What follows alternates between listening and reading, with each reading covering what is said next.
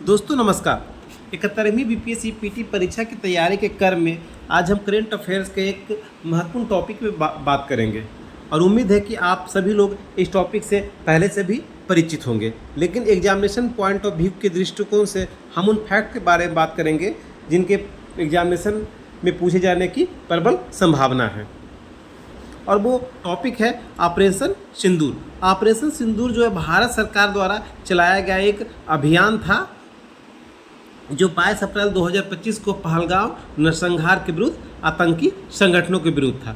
देखिए, पहलगाम जो नरसंहार हुआ था, जो पाकिस्तान समर्थित आतंकवादियों के द्वारा, वो 22 अप्रैल 2025 को हुआ था। वो कहाँ हुआ था? पहलगाम। पहलगाम एक जम्मू एंड कश्मीर का एक शहर है, एक जगह है जिसे मिनी स्विट्जरलैंड के नाम से भी जाना जाता है। और वहाँ पे एक वैसारन पर्यटन स्थल है। वहाँ के समर्थित आतंकवादियों ने कुल 26 लोगों की हत्या कर दी थी।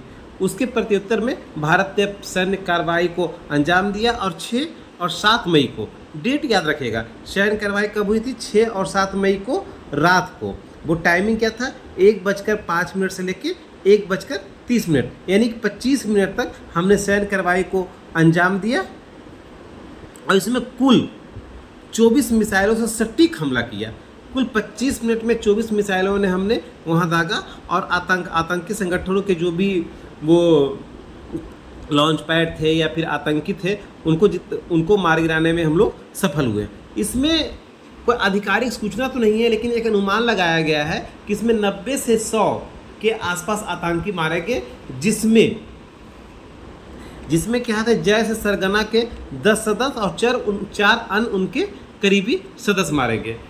इसमें एक बहुत सारा एक इम्पॉर्टेंट फैक्ट है कि हमारा S-400, जिसको सुदर्शन चक्र भी कहा जाता है, वो एंटी ड्रोन सिस्टम है जिसको हमने रूस से आयात किया था, रूस के समझौता करके उससे खरीदे थे। यह जो ऑपरेशन सिंदूर है, जैसे शुरुआत में लग रहा था कि एयरफोर्स की लड़ाई है तो सिर्फ एयरफोर्स इसको रिप्रेजेंट कर रहा है, नहीं, जो ऑपरेशन सिंदूर जो है वो तीनों सेनाओं का संयुक्त ऑपरेशन था। एक किसका था? तीनों सेनाओं का संयुक्त ऑपरेशन था। इस ऑपरेशन में हमने पाक ऑक्युपाइड कश्मीर के 5 ठिकाने और पाक सीमा के भीतर जाकर हम उसके 4 आतंकी ठिकानों को पूरी तरह से ध्वस्त कर दिया। इस समय ऑपरेशन सिंदूर जब चल रहा था तो हमेशा शाम को आप लोग टीवी पर देखते होंगे इस अभियान में क्या क्या हुआ अब तक, उसका एक ब्रीफिंग आता था शाम को, ठीक है। और उस ब्रीफिंग को कौन करते थे? वो एक कर्नल सोफिया कुरैशी जो इंडियन आर्मी से थी और विंग कमांडर जो वायुसेना से थी, बोयमिका सिंह। पूछा जा सकता है कि जो सैन्य कार्रवाई की ब्रीफिंग कौन कौन देते थे, तो कर्नल सोफिया कुरैशी और विंग कमांडर बोयमिका सिंह, ठीक है। इसमें एक और घटना हुई कि जिस समय अंजाम दिया जा रहा था उसके बाद पाकिस्तान ने हमारे कई जगह पे ड्रोन से हमला किया। हमला करने का एक असफल प्रयास किया तो बहुत बार वो पैनिक क्रिएट हो गया। पैनिक क्रिएट हुआ नहीं, लेकिन पैनिक क्रिएट ना हो इसलिए IPL का मैच चल रहा था धर्मशाला में, कहाँ के बीच? पंजाब के साथ और दिल्ली के साथ, जिसको बीच में ही रोक दिया गया और अंत में उसको रद्द कर दिया गया, ठीक है। तो पहलगाम हमला के बाद हमने पाकिस्तान के द्वारा आतंकवादियों को दी जा रही मदद को एक्सपोज करने के लिए एक 7 सर्वदलीय प्रतिमंडल को विभिन्न देशों में भेजा।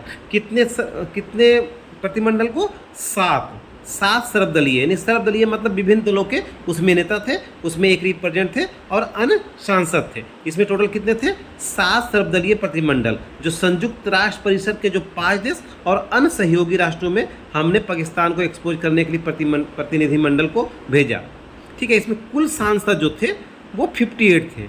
कितने सांसद थे? 58 सांसद मिलकर विभिन्न देशों के दौरे पे गए, जिसमें जो 7 प्रतिनिधिमंडल था उसमें 4 का जो रिप्रेजेंटेशन था वो हमारे जो सत्ता पक्ष है बीजेपी और उसके अलायंस के उसके सांसद थे और 3 का नेतृत्व जो है विपक्षी दल के थे, ठीक है। इसमें बिहार से भी कुछ सांसद गए थे। तो बिहार में जो जाने वाले जो सांसद थे वो एक रविशंकर प्रसाद थे, संजय कुमार झा थे, एक शाम्भी चौधरी थी और एक राजीव कुमार रूडी थे, ठीक है। तो हमको लगता है कि ऑपरेशन सिंदूर से जो संबंधित तथ्य है वो अब तक क्लियर हो गया हुआ था और इससे संबंधित जो प्रश्न इसी से आएंगे और उम्मीद है कि आप इसको सही कर पाने की स्थिति में होंगे।